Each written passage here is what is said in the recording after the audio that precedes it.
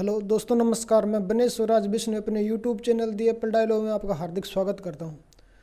दोस्तों, जब हरियाणा विधानसभा चुनाव की घोषणा हुई उस समय लोग कह रहे थे कांग्रेस इस बार एक तरफा जीत रही है। कुछ यूट्यूबर, कुछ मीडिया संस्थान कांग्रेस को 60 से 65 सीटें जिता रहे थे, कह रहे थे इस बार कांग्रेस 60 से 65 सीट जीत जाएगी। किंतु देखिए किस तरह लगातार मैंने उस समय भी कहा था कि ये सब मीडिया की बनाई हुई हवा है। आने वाले समय में कांग्रेस 30 से नीचे रहेगी और जैसे जैसे चुनाव नज़दीक आता जा रहा है वही लोग फौरन बदल गए हैं। वही लोग अब 30 से 35 के बीच कांग्रेस की सीटें दिखा रहे हैं और वोटिंग के दिन वोटिंग होगी उस तक शाम तक ये 30 से नीचे भी आ जाएंगे। तो दोस्तों, आपको लगातार हैरानी होगी जान के कि मीडिया एक स्वतंत्र स्तंभ कहा जाता है, किंतु ऐसा नहीं है। मीडिया ने लगातार एक तरह का पैसे कमाने का इलेक्शन में जरिया बन गया है। इसीलिए एक इलेक्शन एक नेशन यानी एक चुनाव एक राष्ट्र की जो अवधारणा है उसको बीजेपी आगे बढ़ाना चाहती है। होता है क्या है कि मीडिया संस्थान पहले एक पार्टी से पैसे ले लेते हैं और उसका प्रचार प्रसार करते हैं, उसकी हवा बना देते हैं। किंतु जब दूसरी पार्टी को लगता है कि हाँ उस पार्टी की हवा बन रही है तो वो भी मीडिया को पैसे डालने शुरू कर देती है। फिर जो पहले हवा थी उसको कम किया जाता है और जो नए लोग पैसे दे रहे हैं, जो पार्टी अब पैसे देने लगी, अब उसकी हवा बनाई जाती है। इस तरह दोनों पार्टियों से, सत्ता पक्ष और विपक्ष दोनों से पैसे कमाए जाते हैं। और जैसे जैसे इलेक्शन नज़दीक आता है उस टाइम मीडिया अपनी क्रेडिबिलिटी, अपना विश्वास बनाए रखने के लिए कि लोगों का मीडिया पे विश्वास न उठ जाए, उस टाइम वो लगभग ठीक ठीक रिपोर्टिंग करता है, एक तरह से स्वतंत्र घोषणा करता है। तो आपको ये जानना, मेरे यूट्यूब चैनल पे मुझे कहा जाता है कि आप नई जनरेशन के बच्चे जो 18 से 25 वर्ष के हैं वो आपका यूट्यूब वीडियो ज़्यादा देख रहे हैं। यूट्यूब हर हफ्ते मुझे मेल डालता है कि आपका यूट्यूब चैनल किस तरह ग्रो कर रहा है और आपको किस तरह की वीडियो बनानी चाहिए। तो यूट्यूब के सजेशन पर मैं ये जो नई पीढ़ी के बच्चे हैं, जो नई जनरेशन है, उनके लिए मैं ये कहना चाहता हूँ कि आपको ये समझ में नहीं आ रहा होगा कि मीडिया ऐसा क्यों करता है। तो मैं उन जो पुराने लोग हैं उनको तो पता, किंतु जो नए लोग हैं उनको मैं, नई जनरेशन है उनको मैं बता देना चाहता हूँ कि जो चुनाव रणनीतिकार हैं, जो चुनाव को बड़ी बारीकी से देखते हैं, वो मतदाताओं को 3 भागों में बांटते हैं। एक तो पक्ष में और एक विपक्ष में। एक जो एक पार्टी का कट्टर उम्मीदवार है वो पार्टी को छोड़ के नहीं जाएगा। दूसरा वर्ग के वे लोग होते हैं जो सत्ता पक्ष के खिलाफ होते हैं, यानी वो एक तरह से उसके विरोध में होते हैं और किसी कीमत पे उसको वोटिंग नहीं करेंगे। फॉर एग्जांपल आप बीजेपी को मान लीजिए। हरियाणा में अब कुछ लोग बीजेपी के समर्थक हैं, वो हर हाल में बीजेपी के सपोर्टर रहेंगे।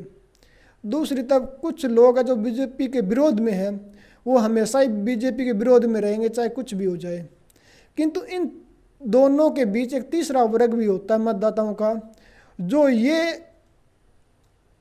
ये सोच के तय करता है कि किसकी सरकार बनने वाली है, किस पार्टी की हवा ज़्यादा है, और वो उसी को ध्यान में रखते हुए अंतिम समय में अपने पत्ते खोलता है, अंतिम समय में अपना निर्णय लेता है कि मुझे वोट किस तरफ करना है।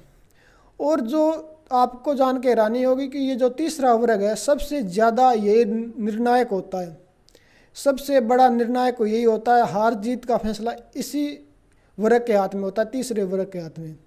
तो इसको इन्फ्लुएंस करने के लिए, इसको प्रभावित करने के लिए होता क्या है कि मीडिया हवा बनाती है, और जिस इतनी हवा बना देती है कि ये जो तीसरे वर्ग का मतदाता है, जो कन्फ्यूजन में है, जो दुविधा में है, जो ये फैसला नहीं कर पा रहा कि मुझे किस तरह वोट करना है, उसको वो लगातार उसके दिमाग में ये बात बिठाई जाती है कि ये पार्टी सरकार बनाने वाली है, ये पार्टी सरकार बनाने वाली है। तो अंतिम समय में वो उसी की तरफ अपना वोट कर देता है और वो पार्टी जीत जाती है। तो जो तीसरा वर्ग का मतदाता होता है, जो अंतिम समय में अपने पत्ते खोलता है, उसी के लिए इतना ये तामझाम, इतना प्रचार प्रसार किया जाता है। जो लोग आपके यानी बीजेपी के समर्थक में हैं उनके लिए प्रचार प्रसार की जरूरत नहीं है। प्रचार प्रसार होगा तो भी वो बीजेपी को वोट देंगे, नहीं होगा तो भी बीजेपी को वोट देंगे।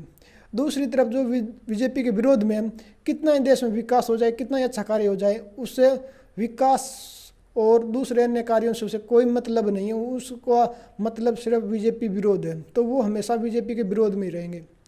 किंतु जो तीसरा वर्ग है, जो थर्ड पार्टी है, जो थर्ड पार्टी का मतदाता है, जो ये फैसला अंतिम समय में करता है कि मुझे किस तरह वोट करना है, उसको प्रभावित करने के लिए इतना प्रचार प्रसार, इतना तामझाम किया जाता है, इतनी मीडिया में लहर बनाई जाती है। तो जो लोग कह रहे थे कि कांग्रेस 60-65 जीत रही है विधानसभा घोषणा के समय, अब वो लोग खुद यूट्यूबर और अन्य लोग, मीडिया संस्थान, वो खुद ये मान रहे हैं कि कांग्रेस 30 से नीचे रहेगी, कांग्रेस 30 से कम सीटें जीत पाएगी।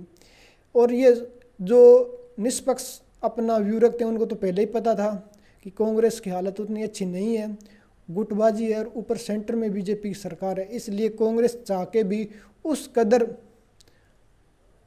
अच्छा प्रदर्शन नहीं कर पाएगी जिस तरह उसका कहा जा रहा था। किंतु वही बात कि जो थर्ड पार्टी मतदाता है, जो तीसरे वर्ग का मतदाता है, उसको प्रभावित करने के लिए इतना तामझाम किया जा रहा था। हरियाणा में आने वाले समय में बीजेपी ही सरकार बनाएगी। इसका कारण ये है कि लोगों में बीजेपी के प्रति उतना विरोध नहीं है। हाँ, कुछ लोगों को फैमिली आईडी और दूसरे कुछ को नौकरियां नहीं मिल रही है, कुछ के बच्चे जानबूझ के पढ़ाई नहीं कर पा रहे हैं, कुछ की शादी नहीं हो रही है, वो चाहते हैं किसी तरह सरकारी सिफारिश से नौकरी लग जाए तो हो सकता है शादी हो जाए, कौशल में भी किसी तरह हो जाए। किंतु लगातार गवर्नमेंट हरियाणा बीजेपी सरकार, उन्होंने खर्ची पर्चे और सिफारशी राज को ख़त्म किया है। सिर्फ वही लोग विरोध करें, आम मतदाता, व्यापारी लोग, प्राइवेट सेक्टर में काम करने वाले लोग, गरीब मजदूर लोग, वो हर वर्ग खुश है, क्योंकि उनको एक अच्छा मोल मिला है, उसको समय पे सहायता मिली, और सबसे अच्छी बात ऑनलाइन खाते में पैसे डलवाना। इससे ये हुआ है कि जो दलाल थे, जो बिचौलिए थे, जो पैसा खा रहे थे, वो सारे के सारा सिस्टम बंद हो गया है, और अब जिस व्यक्ति को जिस मात्रा में ज़रूरत है उसी मात्रा में उसके पास सहायता पहुंच रही है। तो सबसे ज़्यादा वही वर्ग खुश है। और पिछले लोकसभा चुनाव में जो नारा चल गया था कि आरक्षण ख़त्म कर देंगे, अब उसका कोई वैल्यू नहीं रही। तो आने वाले समय में आप देखें कि निश्चित तौर पर बीजेपी सरकार बनाएगी, और बीजेपी को यदि थोड़ी बहुत ज़रूरत पड़ेगी तो किसी पार्टी से हो सकता है गठबंधन भी कर ले, और यदि ज़रूरत न पड़ी तो कुछ जो आज़ाद उम्मीदवार हैं उनको अपने खेमे में ला के निश्चित तौर पर बीजेपी सरकार बनाएगी।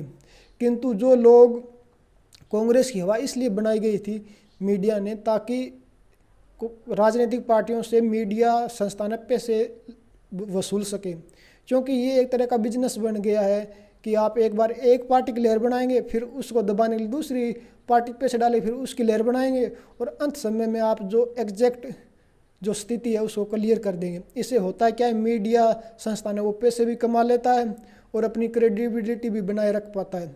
तो आज के वीडियो में इतना ही। ये वीडियो जो नई जनरेशन है उनके लिए स्पेशल तौर पे बनाया गया था, ताकि वो समझ सके कि इतना तामझाम, इतना खर्चा, इतना शोरगुल करने का आखिर कारण क्या होता है। जो समझदार लोग हैं, जो काफ़ी उम्र के लोग हैं, उनको तो ये सब मालूम होगा, किंतु ये मेरा वीडियो नई जनरेशन के लिए था। आज के वीडियो में इतना ही, धन्यवाद।